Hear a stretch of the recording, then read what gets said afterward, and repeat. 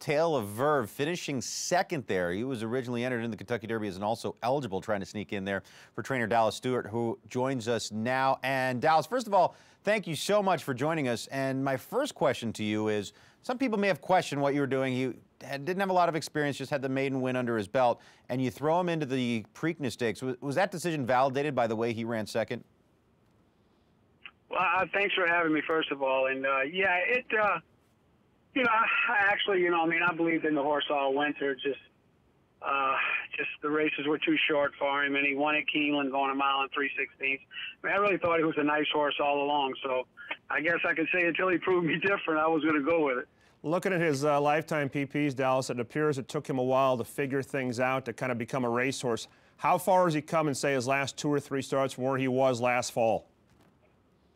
Well, like I say, I just think that the races this winter were too short for him. He was always finishing, it was barely, not even a mile and a 16.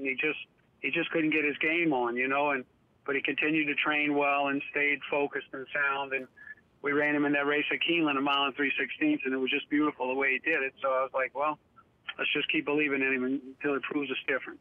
Well, he proved you right. We're looking at the race at Keeneland, and he was, like you could say, really getting his best stride late. So now you're going into the Belmont Stakes, and at a mile and a half, based on what you've said, that the races were too short from earlier in his career, and he really takes him a little bit to get going. The mile and a half must be, do you think, the distance that's going to hit him right between the eyes? I think that his pedigree, a lot of things factor into it, that his pedigree is there, his attitude, his stride, his demeanor. I think he wants to be a good racehorse. He's trying to show us that he is. I think he's just got a lot of things going for him. So, I think he's going to handle a mile and a half, and just hopefully he can get a good trip. We got Gary Stevens. He's won it, I believe, 3 times, and so we're feeling good about it. Talking about the distance, Dallas, a mile and a half. These horses have never run it before. Most will never run it again. Is there really any way to tell if a horse is going to like a mile and a half until you actually go out there and do it? Because in the past, we've seen horses who are bred for it, who should like it, and they just start floundering that final 1/8 of a mile. Do you ever really know until you run that mile and a half, because it's so unusual in American racing? I think you pretty much said it. You just don't know. I thought with this horse, we had the race at Keeneland. I tried to get him into the Derby. He didn't make it, so I talked to Chuck Bifke and just said, listen, we're thinking the Belmont would be the best distance for him with his pedigree, but I'm just not going to be able to keep him fit in 7 weeks. So 6, 7 weeks, he needs a race. So I said, let's go for the Preakness. I could see a few little cracks. I thought that, that maybe he could hit the board and get a good race, and then we could move on. So that's the way we went with it, and, it turned out pretty good. You mentioned Gary Stevens. You get Gary Stevens for the big race. Just give him a leg up, really? There's nothing really to say to Gary in the paddock that he hasn't heard before, right? That's why you got him to ride. Yeah, I mean, it's great to have him. I've been around Gary a long time. I was the exercise rider when Winning Colors won. He won the Derby on her, and I've been around him a long time. He's great in these big races, and we're happy to have him. Just like you said, throw him up. Let's go. Now, I know you want to get a win in the Belmont, but you've had quite a string of seconds in Triple Crown races, most recently Tale of Verve in the Preakness, and then you were second in the Derby the last 2 years prior with Commanding Curve in 2014 and then Golden Soul in 2013. Commanding Curve, though, let's get the conversation there. There's a little bit of a similarity with Tale of Verve, because I think Commanding Curve ran lights out in the Kentucky Derby, and there weren't a lot of people that really believed in him. You've shown that when you take a horse to one of these big races, they are live and they are going to run. You're not just in there for the fun of being in the show. And again, it showed up this year with the amount of faith you had at Tale of Verve and how he ran in the Preakness. How is that similar with Commanding Curve last year? Well, I mean, like you said, we're just not in it for the fun of it. We're in it to try to win one of these, and hopefully a couple of them. But, the horse, Commanding Curve, he was strong all winter, and, I just knew that he'd be finishing, and he was very sound cold. And Terry Finley was very game to do it. We only have about 30 horses in the barn, so, for the last couple of years we've been in there, and it's been good, so hopefully it'll continue on. But, yeah, I got some great people that I train for. They're not when you tell them something, they believe it, and they're not afraid to go for the big ones. Dallas, you mentioned Winning Colors going way back when with Wayne Lucas and Gary Stevens. You're one of several Wayne Lukas assistants who's carved out a very nice career in your own right. How much does all that experience, even though it was 20, 30 years ago, on the Triple Crown Trail with Wayne Lukas around these kind of horses still matter to you, and how much did it help you in getting these horses ready for these type of races?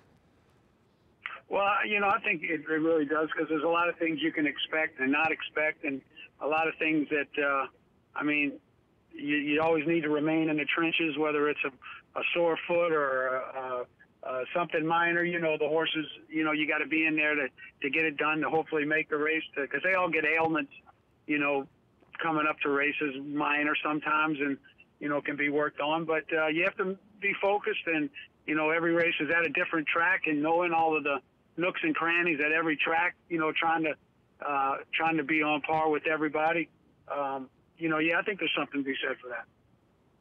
You know, there was a half-sibling to Commanding Curve born just the other day by Super Saver. How much does the pedigree play into it for you, and how much do you like to stay with the same bloodlines? Do you feel like, well, I've had success with this mare, I've had success with this bottom-side pedigree, you know, you go after horses like that, or is it just as they come into your stable, you just take one at a time? Yeah, just one at a time. You know, like Chuck's the breeder, Chuck 50. He picks out his own matings, and Terry Finley buys a lot at the sales. I mean, I don't know that, you know, some of the guys that do buy them, they're all hooked on pedigrees. You know, they're just trying to get a nice physical and hopefully get it at a good price. So, you know, it works both ways. We just have to see. I mean, you know, the pedigree thing is the pedigree, but they got to get out there and perform on their own. Yeah, there's a lot of half-brothers who are really slow to good horses, right, Dallas? Yeah. We've seen that a time or two. Let's talk about Golden Soul. Right. Let's talk about Golden Soul, because he was second in the Derby 2 years ago, and also Golden Soul will be in action in the Louisville Handicap coming up. Let's first of all go back to that Derby. Kind of like the Preakness this year, this was a sloppy track, and Golden Soul is one of those few horses that was really picking up the pieces late. You know, just a super neat horse. You know, he trained hard all winter, and then again, I told Chuck, I said, man, let's take a shot in the Derby. We luckily got in, and he ran great. And you know, things went okay for him after that, and he wound up on the turf. He's won 2 on the turf at Churchill. He likes this grass course. He's been working out and breathing very, very well. So. Yeah, I'm looking forward to running him 1.5 miles tomorrow. He's definitely got the pedigree for the distance.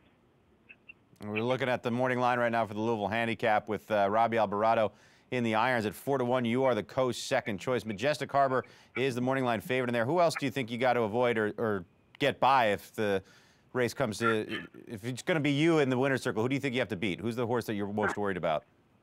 Well, I don't have the list in front of me, and I mean, some of these races, I don't really handicap them too hard, you know. I mean, I'm the kind of guy, you know, I just train the horse and enter him and hopefully get him in the right spot, and don't duck anybody, really. Just go run. I can tell you worked for Wayne Lukas, Dallas. That was always Wayne's theory, right? That's why Captain's paid $100 and Spain paid $104. Who cares who's in the race? We're going, right? Yeah, I mean, you know, you can sure talk yourself out of it if you go through to get the rag sheets and the buyer sheets and all of this stuff. I mean, you know, shoot, that confuses me, to be honest with you. Well, thank you so much for joining us. Best of luck with Golden Soul in the Louisville Handicap, whoever you have to beat that day. I just kind of watch TVG and get y'all's picks and go on with it. Sometimes that's the best way to go, Dallas, especially early in the morning. Thank you very much. Thanks, Dallas. All right, best of luck, Golden Soul, and of course, best of luck in the Belmont Stakes with Tale of Verve. Yes, sir.